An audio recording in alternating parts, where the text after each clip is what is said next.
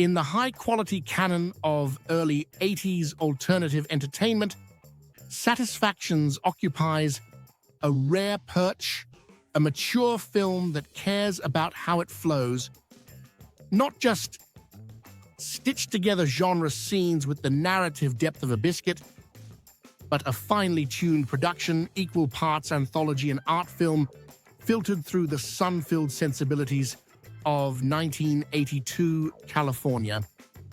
It's the kind of film that helped define what the Golden Age was all about, and this is the story of how Satisfactions came to be. Gary Graver, under his pseudonym Robert McCallum, directed the film. With his keen eye for quality, he turned the traditional filmic enterprise from a jumbled buffet into a 5-course dinner party. At the core of this shift is the narrative structure. The film begins by setting the scene of a wealthy family living on San Francisco Bay. A wife offers encouragement to her husband as he leaves the house for a business trip, while the camera luxuriates in the refined opulence of her coastal mansion. The woman is Elaine, played by the perennially magnetic Honey Wilder, and she's soon acting her heart out in a scene that includes her live-in help, Carl, played by John Leslie, and Margot, played by Carmel Carson. The scene hums with the kind of casual confidence that Graver's best work exudes, well-framed and tastefully shot, but never losing its subversive bite.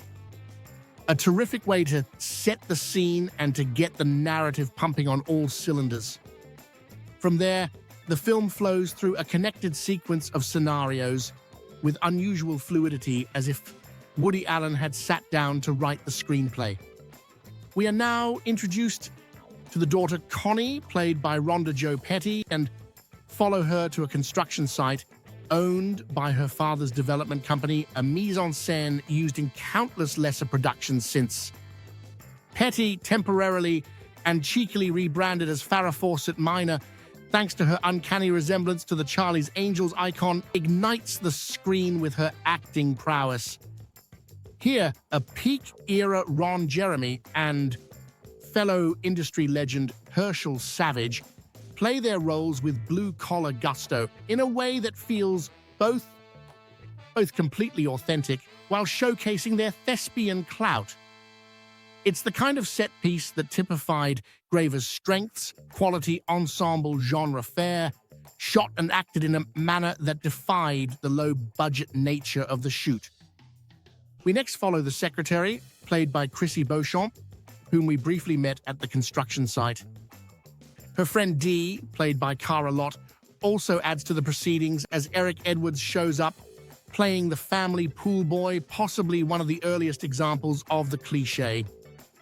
Each section is polished and styled as if they were shooting a sunny California soap opera rather than a film laced with genre content.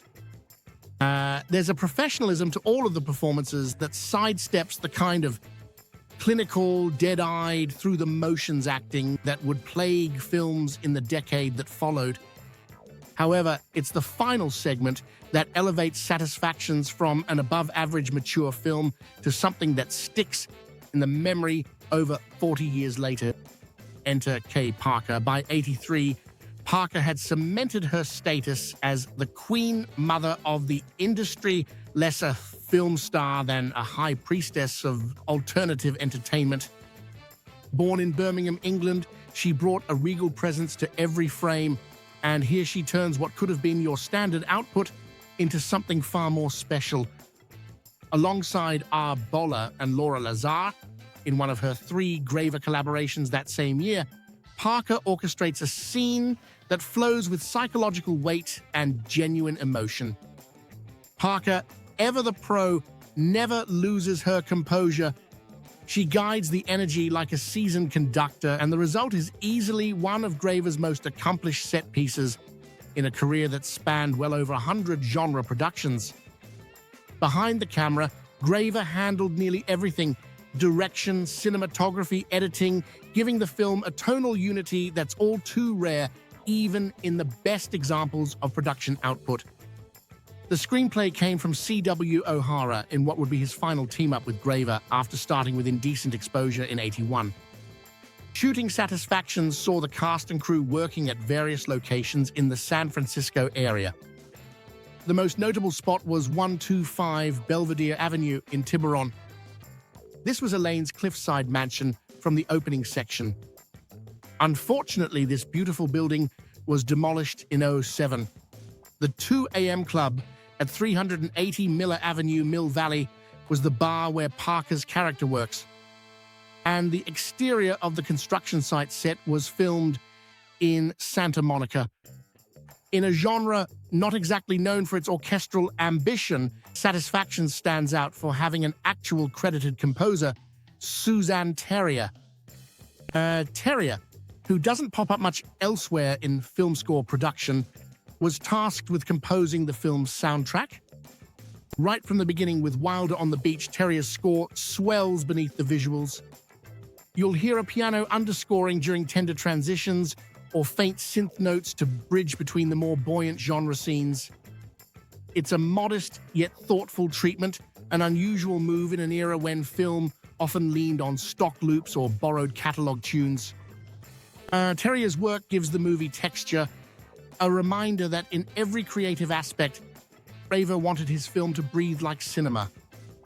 To realize his artistic ambitions for Satisfaction, Graver had the financial backing of Harold Lime, a veteran producer and filmmaker of the golden era. He shows up here in a bartender cameo. Lime bankrolled the film through the Filmmakers Co., with distribution following the standard early '80s pipeline, a limited theatrical run in theaters across the coasts, followed by heavy circulation on the booming home video market. The VHS release directly played off the Kay Parker buzz, as she was still making huge waves in the industry at the time. Released in the spring of '83, Satisfactions didn't reinvent the wheel, but it rolled smoother than most. It snagged an AVN nomination and scored praise in mainstream magazines, with one review calling it a smorgasbord of fun, all you can eat for just the price of admission. The joke works, but the truth behind it is far more relevant. This was a mature film that gave you more than you expected. In retrospect, Satisfactions feels like a time capsule from the last gasp of the Golden Age. A film where the sets and locations mattered, the actors acted, and those behind the camera knew exactly what they were doing. Graver, for all his low-budget constraints, approached all of the material like a true filmmaker. And if you want to understand why, some people still talk about vintage mature cinema with reverence, Satisfactions is a very good place to start.